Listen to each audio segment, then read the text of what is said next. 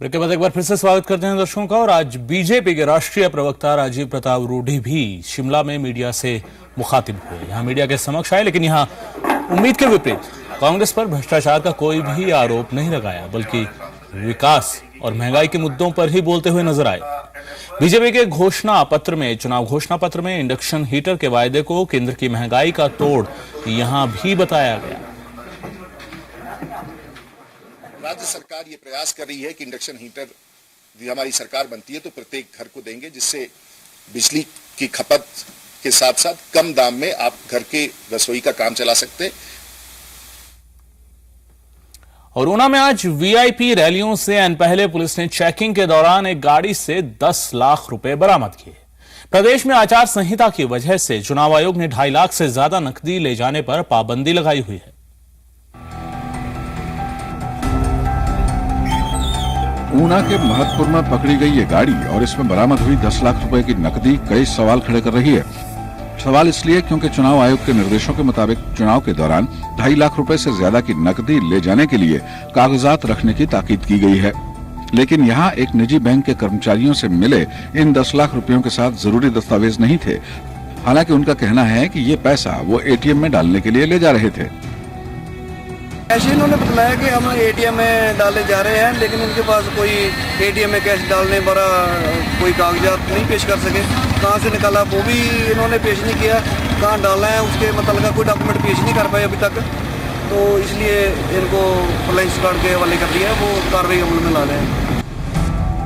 Police ने गाड़ी के साथ जा रहे गार्ड की बंदूक भी जब्त कर जांच शुरू कर दी है। अब देखना होगा कि क्या बैंक मुलाजिमों के दावे सच्चे हैं या फिर इसके पीछे कोई और भी कहानी है।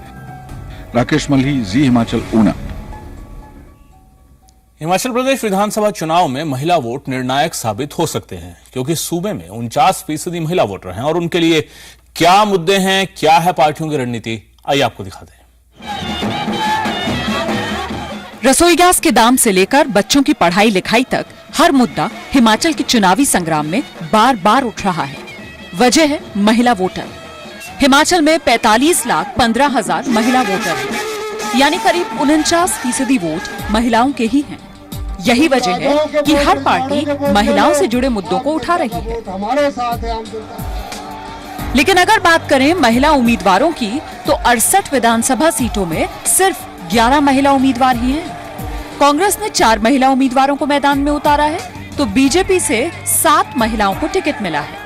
बीजेपी को उम्मीद है कि पिछले विधानसभा चुनाव की तरह इस बार भी महिलाओं का समर्थन मिलेगा। महिलाएं आगे आई और उनका राजनीतिक और सामाजिक विकास हुआ है।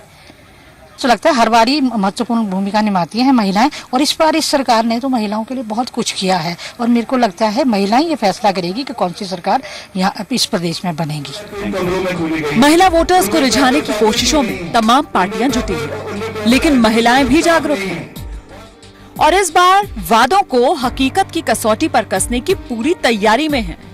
जब जी न्यूज ने शिमला रूरल में महिला वोटर्स से बात की, तो जवाब जरा आप भी सुन लीजिए। तो महिलाओं की बहुत अग्रणी भूमिका रही है, चाहे आप चुनाव को जिताने के लिए लेकर या वोट डालने के लेकर, बहुत अच्छी भूमिका महिलाओं ने हमेशा निभाई है। पिछली बार महिलाओं का जो है बहुत बड़ा हाथ रहा है चुनाव को जिताने में। महिला वोटरों का सरोकार सिर्फ रसोई गैस के सिलेंडर तक सीमित नहीं है। मांग चप्पे चप्पे तक सड़कों के बेहतर नेटवर्क और दूसरी सुविधाओं की भी की जा रही है। देखना यह है कि इन उम्मीदों पर कौन खरा उतरता है। ब्यूरो रिपोर्ट, जी न्यूज। दौर चुनावों का है और बात कर रहे हैं हम विधानसभा चुनावों की। हिमाचल के ऊना सदर विधानसभा क्षेत्र की बात करते हैं, जहां बीजेपी की तरफ से चुनाव मैदान में हैं सतपाल सत्ती। सतपाल सत्ती हिमाचल बीजेपी के प्रदेश अध्यक्ष भी हैं, 2 बार विधायक भी रह चुके हैं। सत्ती तीसरी बार विधानसभा चुनावों में अपनी किस्मत आजमा रहे हैं। सतपाल सत्ती के ऊना सदर में टक्कर दे रहे हैं कांग्रेस के सतपाल रायजादा। सतपाल रायजादा काफी समय तक एनएसयूआई से जुड़े रहे हैं और पहली बार विधानसभा चुनाव में अपनी किस्मत आजमा रहे हैं।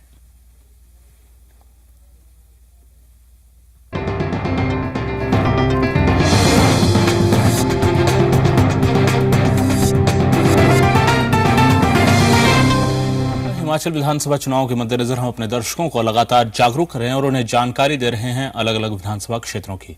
ऐसा ही एक विधानसभा क्षेत्र है जिसका राजनीतिक इतिहास काफी गहमागहमी से भरा हुआ है। यह विधानसभा क्षेत्र है सोलन। सोलन विधानसभा से सबसे पहले हीरा सिंह पाल निर्दलीय विधायक रहे। उस वक्त विधानसभा क्षेत्र में मतदाताओं की संख्या 28,409 थी और 17,304 वोटरों ने मतदान किया था। हीरा पाल सिंह को 3,707 मत मिले थे।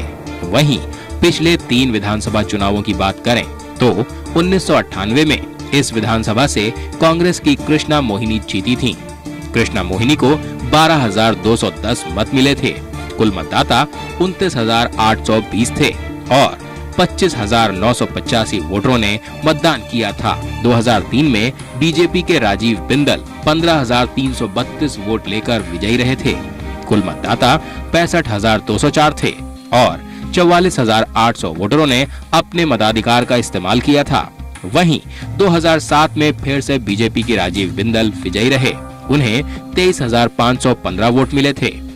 कुल मतदाता 73,356 थे और 45,277 लोगों ने मताधिकार का इस्तेमाल किया था। सोलन में अभी तक 11 बार हुए चुनावों में 5 बार कांग्रेस, 4 बार बीजेपी और 2 बार निर्दलीय ने जीत दर्ज की है। वहीं इस बार मुख्य मुकाबला कांग्रेस के धनी राम शांडिल, बीजेपी की शीला कुमारी और हिलोपा के ओपी कांत और बीजेपी के बागी उम्मीदवार NN कश्यप के बीच है। कीर्ति कौशल, जी हिमाचल, सोलन। और बात करते हैं सियासत के पन्नों की। हिमाचल प्रदेश का कांगड़ा जिला प्रदेश में सियासी रूप से भी अहम स्थान रखता है। प्रदेश की 68 विधानसभा सीटों में से 15 विधानसभा क्षेत्र कांगड़ा जिले में ही पड़ते हैं। साथ ही प्रदेश के दलित वोट का 33% भी कांगड़ा जिले में रहता है और सबसे अधिक राजपूत वोटर भी कांगड़ा जिले में ही रहते हैं। यही वजह है कि प्रदेश में सरकार चाहे शिमला से चलती है पर बनती कांगड़ा जिले से ही है।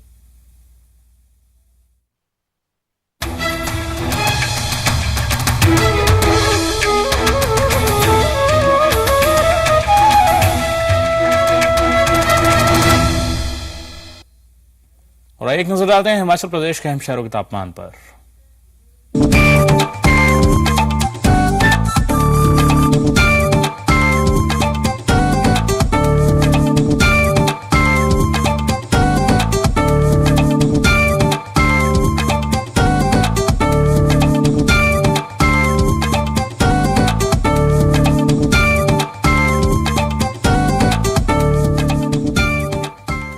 हिमाचल न्यूज@znenetwork.com पर आप अपने विचार और सुझाव हमसे साझा कर सकते हैं।